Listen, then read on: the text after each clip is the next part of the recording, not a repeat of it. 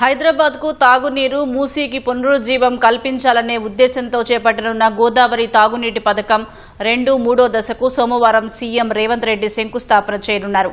ఉస్మాన్ సాగర్ వద్ద శంకుస్థాపనకు అధికారులు ఏర్పాట్లు పూర్తి చేశారు. 7,360 కోట్ల రూపాయల వ్యయంతో హమ్ విధానంలో చేపట్టే ఈ ప్రాజెక్టు కోసం రాష్ట్ర ప్రభుత్వం 40% పెట్టుబడి పెడుతుండగా కాంట్రాక్టు కంపెనీ 60% నిధులు సమకూర్చనుంది. 2 ఏళ్లలో ఈ ప్రాజెక్టు పూర్తి చేయాలని ప్రభుత్వం నిర్ణయించింది. ప్రాజెక్టులో భాగంగా మల్లన్న సాగర్ రిజర్వాయర్ నుంచి 20 టీఎంసీల నీటిని తరలించనున్నారు. ఆ నీటితో ఉస్మాన్ సాగర్, హిమాయత్ సాగర్ జలాశయాలను నింపి 2.5 టీఎంసీల నీటిని మూసీ పునరుజ్జీవనానికి కేటాయించనున్నారు. మిగతా 17.5 టీఎంసీలు హైదరాబాద్ తాగునీటి అవసరాలకు వినియోగిస్తారు. ఓఆర్ఆర్ 2వ దశలో భాగంగా జేహెచ్ఎంసీ, ఓఆర్ఆర్ పరిధిలోని మున్సిపాలిటీలు, కార్పొరేషన్లు, గ్రామ పంచాయతీలకు తాగునీటి సరఫరా చేపట్టిన ప్రాజెక్టును ముఖ్యమంత్రి సోమవారం లాంఛనంగా ప్రారంభించనున్నారు.